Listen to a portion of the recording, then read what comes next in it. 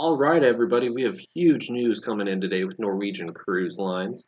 It is about 4 p.m. today, Wednesday the 6th, and we have amazing news with Norwegian Cruise Lines, but it doesn't seem to be affecting the stock price yet. But you're going to want to listen to this.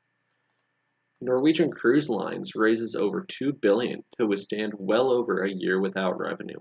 If we remember yesterday, I do believe it is, we talked about how Norwegian Cruise Line had an investment of $400 million, but it was contingent on them making at least another $1 billion it was contingent on them raising at least $1 billion more dollars. Well, they did it. Raised more than $2 billion in a mix of stock and debt, the company announced Wednesday. The company warned Tuesday that it might not have the funding to operate for the next 12 months. But that being said, it now has over $3.5 billion of liquidity, which gives it well over 12 months of runway. That's fantastic for Norwegian Cruise Lines.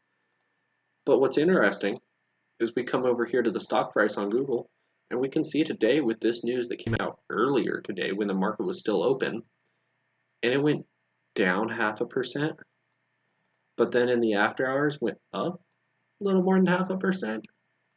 This doesn't make sense. But then if we scoot this back a little more, look at our 6-month, we can see right now we're $11.12 a stock. But prior, at our lowest of lows, we were at $7.77 a stock.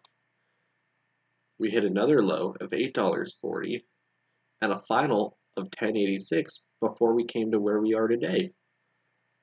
And I'm betting that it's going to try to test these lows a couple more times, even with this good news, or it could start going up tomorrow when people really learn and connect with this news. But what does it mean for you? It means we need to participate in dollar cost averaging. It means right now at $11.12, that is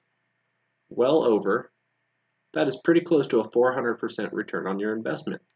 But if it goes down here to $7 a share, that return on investment is even larger.